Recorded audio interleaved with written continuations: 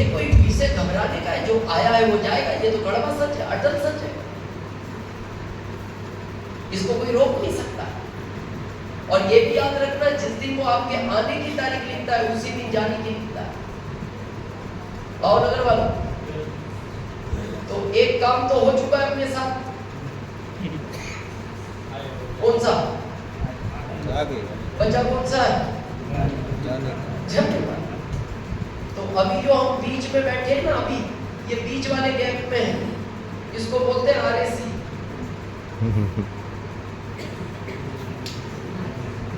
Train में ticket मिलता है आरएसी, यात्रा होती है पर आप टीटी को बोलते हो सर पत्नी भी साथ है, बॉम्बे तक जाना है, आरएसी है। तो वो पता क्या होता है, घबराओ मत, किसी भी स्टेशन पे कंफर्म हो जाएगा। तो डेली करता है ना वो 10 लाख से ज्यादा लोगों का कंफर्म होगा, हमारा भी। विषय जाने का नहीं है, ये दुख का विषय है समय के पहले जाने का। अगर पिता को बेटा कंधा देता है, ये दुख का विषय नहीं है। दुख का विषय क्या है? जब पिता बेटे को कंधा देता है, ये बहुत दुख का विषय। और आज भारत के आंकड़े देखोगे ना, आंख उठोगे, आज बेटा पिता को नहीं, पिता बेटों को कंधा दे रहे हैं, क्योंकि भाग तो ये रहा है ना सड़क पर। भाई आपने कभी ऐसा सुना, भावनगर वालों, एक ट्रेन पटरी से चल रही थी, पटरी से उतरी, 10 किलोमीटर खेत में चली, फिर एक गांव में घुसी, घर में 4 लोग थे, चारों को मार दिया। आपने क्या सुना? एक ट्रेन पटरी से आ रही थी, दूसरी मालगाड़ी आ रही थी, ट्रैक पे से उतरी, दोनों टकरा गई, 120 लोग मर गए। तो घर में यही तो सो रहे हैं, भाग तो ये रहा है, ट्रेन में ये भाग रहा है, फ्लाइट में जो आपके अहमदाबाद में फ्लाइट दुर्घटना हुई, यही तो लोग थे उसमें ज्यादातर, ये कोई नहीं, ये तो घर में थे। आपको 28 साल के पायलट का आपने ऑडियो सुना होगा ना, 28 साल का था, उसकी 5 साल की बेटी थी, पत्नी थी, माता पिता थे, वो तो सब घर में थे, वो जा रहा था फ्लाइट को लेकर। दुख का यही विषय है। केवल विचार करना, घटना घट गई और घटेगी, रोज घटती है 10 लाख से ज्यादा लोगों के साथ, रोज घटती है, घट गई। और यहाँ बहुत सारी बहन बेटियां बैठी, यहाँ पुरुष भी बैठे। भगवान को उनके सुबह जरूर निवेदन करना, बहन बेटियों से विशेष निवेदन है, भगवान को ये जरूर कहना, आप मेरे को मेरे पति के पहले उठिए। और पिता को ये निवेदन करना चाहिए भगवान को, आप मेरे को मेरे बेटे से पहले उठिए। जब पिता के सामने बेटा दुनिया से चला जाता है और पत्नी के सामने पति चला जाता है, तो आपको पता है ये दोनों जिंदा लाश बन जाते हैं, इनमें कुछ नहीं बचता, केवल इनका शरीर बचता है, बाकी इनके अंदर कुछ नहीं बचता। और इसके बारे में तो यहाँ तक कहा गया है कि इस तरह का दर्द भगवान दुश्मन को भी मानते हैं। क्योंकि आप देखो, अगर इस आदमी के सामने पत्नी चली जाएगी ना, ये परिवार को संभाल लेगा, कोई बच्चा भी चला जाएगा, ये परिवार को संभालेगा, इसमें से इसके पिता या माँ भी चली जाएंगी, ये संभाल लेगा, दोनों भी चले जाएंगे, ये संभाल लेगा।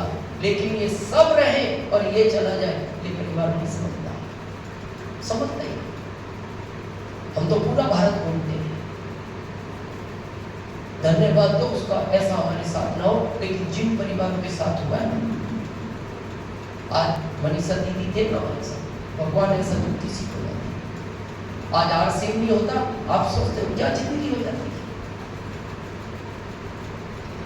और आज जितना हम समझते हैं, गुजराती कार ली उन्होंने जो उनके पति का सपना था, और उन्होंने मॉडल भी वही लिया जो उनके पति का सपना था, वैगनार का, और आज लेकर आए। बाहर निकलेंगे इस मीटिंग से, सबको उसको टच करना है कार, और हम गारंटी लेते इस साल तक वो कार आपके पास आ जाएगी अगर आप उसको टच करेंगे।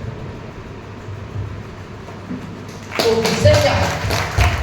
बहुत लोग हमसे बोलते हैं दिनेश जी आप जॉब की बुराई करते हो, व्यापार की। हम बुराई नहीं करते, हम आपसे पूछते हैं आपका कोई भी प्रोफेशन है, आप डॉक्टर है, इंजीनियर है, चार्टेड है, वकील है, आपकी इनकम 2 लाख पर मंथ है, जिस दिन आप नहीं रहे, आपका पता है, आपका डॉक्टर आपके साथ चला गया, आपका इंजीनियर आपके साथ चला गया, आपका टीचर आपके साथ चला गया, आपका वकील आपके साथ चला गया, इस परिवार में कैसे आएगा वो लाभ? आप आईएएस ऑफिसर बन जाओ, आपकी इनकम मान लो 1,50,000 है, आप आईएएस ऑफिसर है, कुछ घटना घट गई, इस घर में से किसको आईएएस बनाया जाएगा? सिस्टम ही नहीं। चलो नहीं है, पत्नी अनपढ़ है, माता पिता बूढ़े हो गए, बच्चे छोटे, नहीं बनाया जाएगा, तो ये 1,50,000 तो दोगे ना इस परिवार को, जब तक ये बच्चे बड़े ना हो, या जब तक ये बच्चे इस दुनिया में रहें, नहीं दोगे। लेकिन आरसीएम की ताकत देखना, इसमें भी पद है, पर्ल है, स्टार पर्ल है, एमराल्ड है, स्टार एमराल्ड है, रूबी, स्टार रूबी, सफायर, बहुत सारे पद है। लेकिन जब आईएएस के बराबर इनकम आती है, हमारे यहाँ एमराल्ड का लगभग 1,50,000 टीडीएस काट कर। आपको तो नहीं पता होगा, हरीश सर को पता है, जैसा अभी मनीषा दीदी के साथ हुआ, भगवान ना करें सब किसी के साथ हो। ऐसा ही हमारे ग्रुप में जोधपुर उत्तर प्रदेश एक 37 साल का लड़का था, कोरोना में एमराल्ड हुई, उस महीने का लाभांश बना 1,72,000 का, और कहते ना हमारा सेवा का काम है, ये जाते नहीं इस दुनिया से। देखो शायद ऐसा लगता है कि इंसानियत आरसीएम करने के बाद आदमी में पूरा परिवर्तन आ जाता है। इनके 5 घर छोड़ के 28 साल के बच्चे को कोरोना हो गया, और कोरोना में आप जानते हो लोग किसी की मदद करने को तैयार नहीं थे, क्योंकि डर ये लगता था उसको कोरोना ना हो जाए। तो उसकी 1 साल पहले शादी हुई, पत्नी छोड़ के चली गई, कोरोना जैसी हुआ पत्नी छोड़ के चली गई। बड़ा भाई था, वो भाई और उसकी पत्नी भी चली गई, पिता भी चले गए, बेटी थी, बेटी बोली मैं भी अपने महते जा रही हूँ, भाई उसको कोरोना बहुत ज्यादा हो गया। उस समय किसी ने साथ दिया, वो मां थी, और मां रही तो मां पास के घरों में गई, तो लोगों ने एक ही बात कहा, माँ जी आपको पैसे चाहिए तो ले जाओ, लेकिन हम घर नहीं आते। किसी की पत्नी ने मना कर दिया, आप नहीं जाओगे, किसी की माँ ने कह दिया नहीं बेटा। जब उसकी पत्नी छोड़ के चली गई, उसके पिता छोड़ के चले गए, लेकिन 7, 5 या 6 घर छोड़ के इनका घर था स्वर्गीय श्री पंकज चौहान साहब का। वो माँ आखिरी में इनके घर पहुंची और जाके रो पड़ी और हाथ जोड़ के बोली बेटा मैं एक भीख मांगती हूँ। तो इन्होंने कहा नहीं माँ तुम बड़ी हो, भीख तो नहीं मांगो, तुम आदेश करो, मैं क्या मदद कर सकती। बोले बेटा तुम्हारे पास आ रहे हैं, मेरे बच्चे को अस्पताल तक पहुंचा, बस ये भीख मांगो। बोले इसमें भीख की क्या बात है, हमें तो आरसीएम ने सिखाया ही गया मदद करने का काम, आप चिंता मत करो। तो उन्होंने अपनी पत्नी को कहा कार खींचा, क्यों? बोले मैं इनके बच्चे। तो पत्नी ने भी कहा नहीं आप नहीं जाओगे, आपके 3 बच्चे हैं, कब से आपको कुछ हो गया। इनके स्वर्गीय श्री चौहान साहब के 3 बच्चे हैं, बड़ा बेटा है, 2 छोटी बेटी है। बोले आपको कुछ हो गया? इन्होंने कहा नहीं। इंसानियत सिखाई है हमने, आपसे सेवा का काम है। ये पत्नी के मना करने पे भी चले गए, तो अब वो 28 साल के बच्चे में वजन भी था, यंग बच्चा था, और वो माँ से तो उठा नहीं। तो स्वर्गीय श्री चौहान साहब ने कहा आप हटो मैं उठाऊंगा। अब जब उसको गोदी में उठाया तो उसका मुँह तो यही आया, गर्दन से भी बेहोश था वो बच्चा, उसको कार में लिटा दिया। और माँ ने कहा बेटा मैं भी बैठ जाऊँ, तो क्या कहा देखो, वो कह सकते थे तुम बैठो, उन्होंने कहा माँ तुम मत जाओ, क्योंकि अस्पताल में सारे कोरोना के मरीज हैं, तो तुम्हें भी कहीं इफेक्ट ना हो जाए, तो तुम नहीं हो। तो वो तो रो पड़ी माँ, और आखिरी में पता क्या बोलती है बेटा वादा करो मेरे से, तुम मेरे बच्चे को बचा कर लाओगे। तो स्वर्गीय श्री चौहान साहब के मुँह से निकला एक बार मैं अपनी जान दे दूंगा, मैं तुम्हारे बच्चे को बचाऊँ, तुम चिंता मत। वो लेकर चले गए, 65 ऑक्सीजन लेवल था। डॉक्टर ने कहा अगर 30 मिनट और यहाँ के लिए बच्चा नहीं बचता, तुरंत डॉक्टर ने कहा आप इसको ऑक्सीजन का सिलेंडर लगाओ, आईसीयू में ले गए।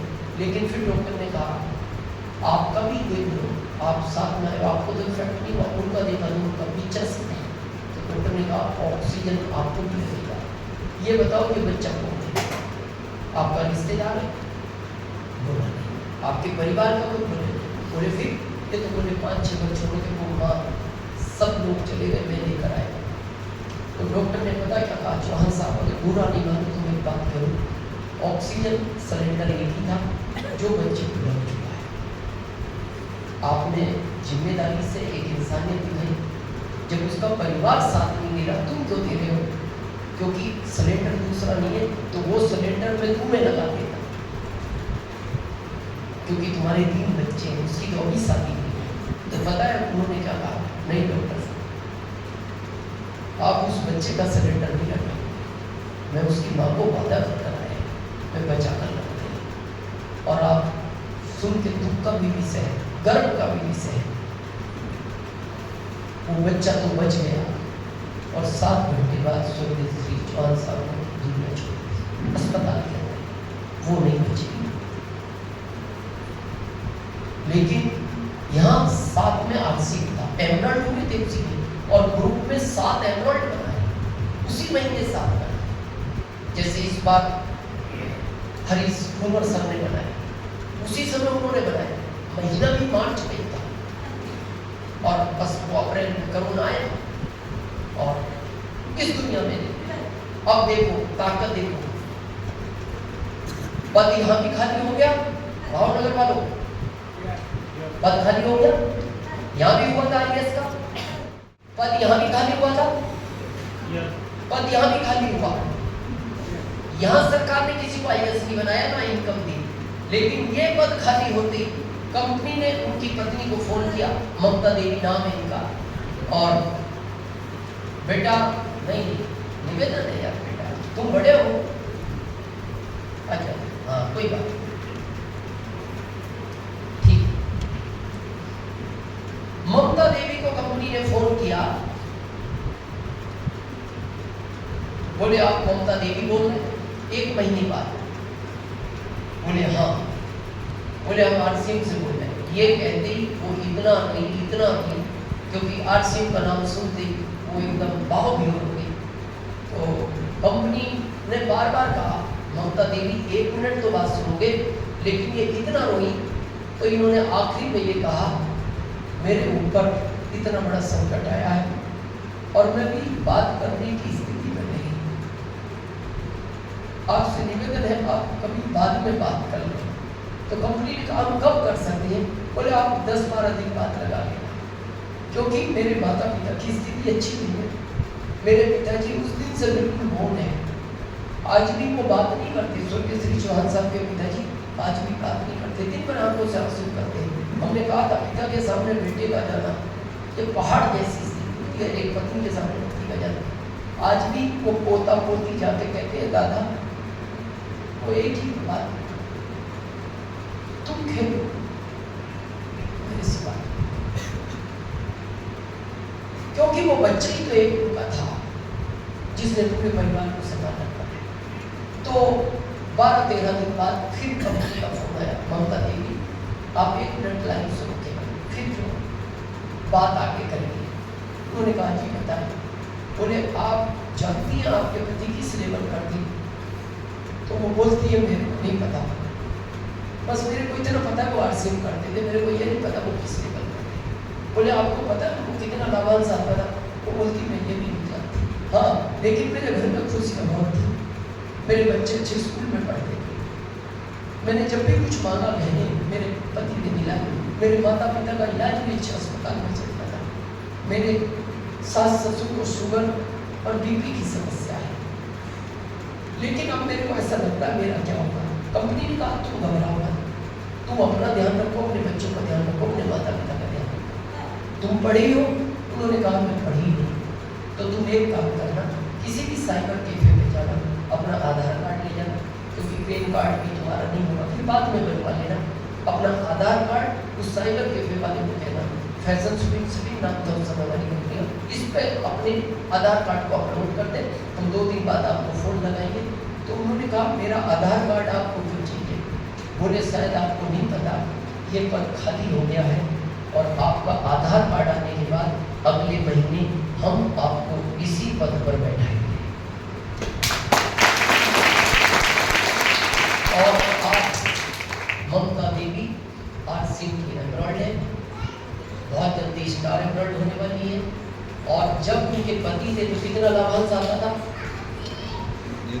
1,72,000। और आज आरसी उनकी पत्नी को हर महीने 2.25 लाख रुपए लाभांश मिलता है। यही सिस्टम की सबसे बड़ी खूबसूरती जो हमारे सामने आज बनी सदी की कहानी। आखिरी लाइन कह के बात खत्म करेंगे, फिर हम उस के पास चलेंगे। जो लोग कहते हैं मैं आरसी करूं ना करूं, किससे पूछ कर करूं? किसी से मत पूछना, ना रिश्तेदार से पूछना, ना पिता से पूछना, ना माँ से पूछना, ना भाई बहन, किसी से मत पूछना। आप आज या कल या परसों अकेले रूम में बैठ के अंदर से दरवाजा बंद करना, अपने अंदर के दिल से पूछना और एक ही बात पूछना कि भगवान ना करे जिस दिन इस तस्वीर में से मेरा चित्र हटेगा, क्या मेरे परिवार को स्वर्गीय श्री चौहान साहब की तरह सुरक्षा चाहिए? आपका दिल और आत्मा गए हाँ, तो आप इसको लगातार करना। आपने हम सबको सुना, इसके लिए हम आपके बहुत